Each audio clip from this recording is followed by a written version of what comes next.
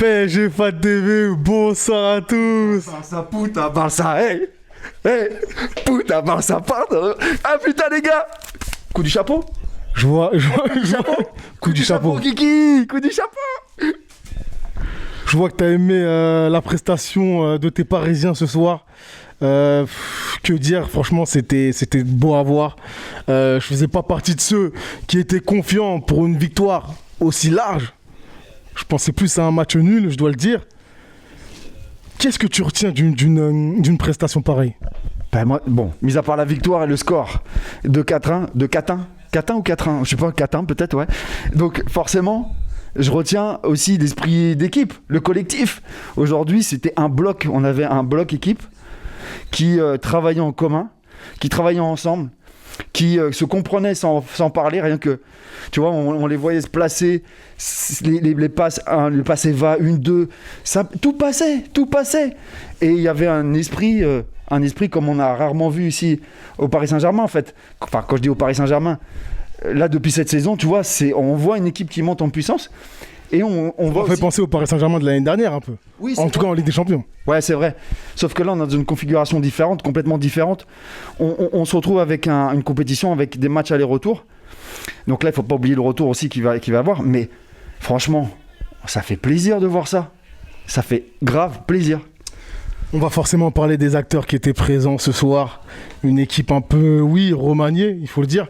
Parce que Kean, certainement, n'allait pas jouer titulaire ce soir. S'il y avait eu, on va dire, l'effectif normal, entre guillemets, ouais. Que peux-tu dire de ce jeune prêt, finalement? Parce que pour l'instant, ça reste un prêt.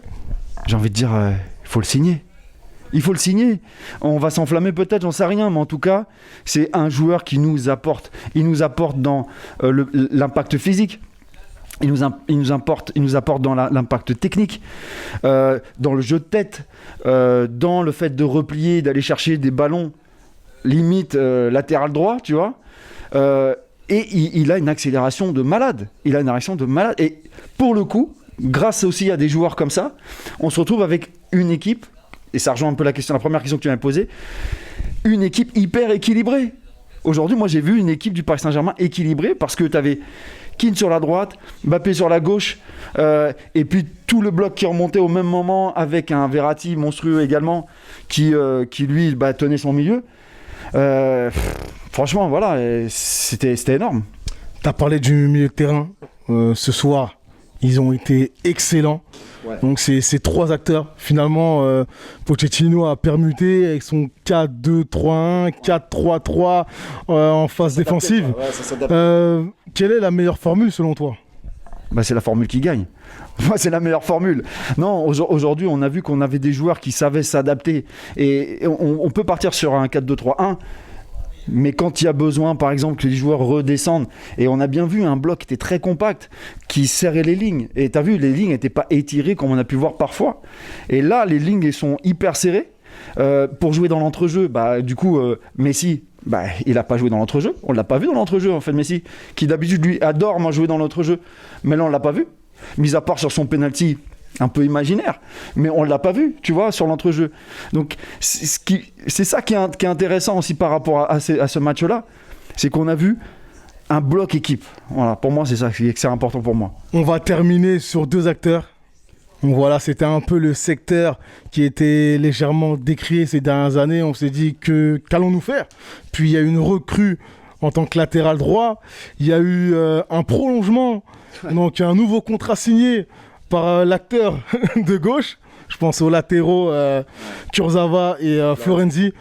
Qu'en as-tu pensé ce soir? Parce qu'ils ont été décisifs les deux. Eh oui, ils font leur taf. Aujourd'hui, c'est ce qu'on demande à des latéraux. Alors, on a un Kurzawa qui, effectivement, qui monte un petit peu plus en puissance. On arrive à voir un Kurzawa qui est beaucoup plus intéressant que les années précédentes qu'on a vu par rapport à Kurzawa. Aujourd'hui, on voit un joueur qui commence à s'affirmer sur le côté gauche. Et j'ai envie de voir Bernat revenir pour voir comment ça va, tu vois, ça va se travailler entre les deux là. Mais aujourd'hui, c'est vrai que moi j'ai été beaucoup critique aussi par rapport à Kurzawa, et ça je m'en cache pas. Mais il faut avouer que là, depuis quelques matchs, je vais pas dire qu'on retrouve le Kurzawa qu'on a vu à Monaco avant qu'il vienne à Paris, parce que quand il avait fait sa saison à Monaco, c'était une très belle saison. Mais là, pour le coup, on se retrouve avec un Kurzawa qui est intéressant, donc qui crée des problèmes sur son côté gauche, qui revient en défense et qui défend bien. Et à droite, on a Florenzi qui couvre bien son côté, qui de temps en temps pêche un peu sur la vitesse, mais en même temps il apporte beaucoup. Quand tu le vois sur le 3e but là, quand c'est lui qui décroche complètement et qui vient faire le centre pour le 3e but, voilà, on se retrouve avec des latéraux enfin qui travaillent, quoi. Nickel pour la suite. Écoute, croise les doigts. En tout cas, le match retour, il est chez nous. Et il n'est pas chez eux. Donc, pour le coup, on met 4 buts à l'extérieur. C'est pas négligeable. C'est pas négligeable. Donc, la prochaine fois, on les prend chez nous. Et je pense qu'on va avoir des guerriers à la maison. Hein. Tu te rappelles, on se rappelle de Dortmund. On avait des guerriers à la maison. Donc, là, le prochain match, on veut des guerriers à la maison. Voilà. Merci à toi. Merci. Ciao, les gars.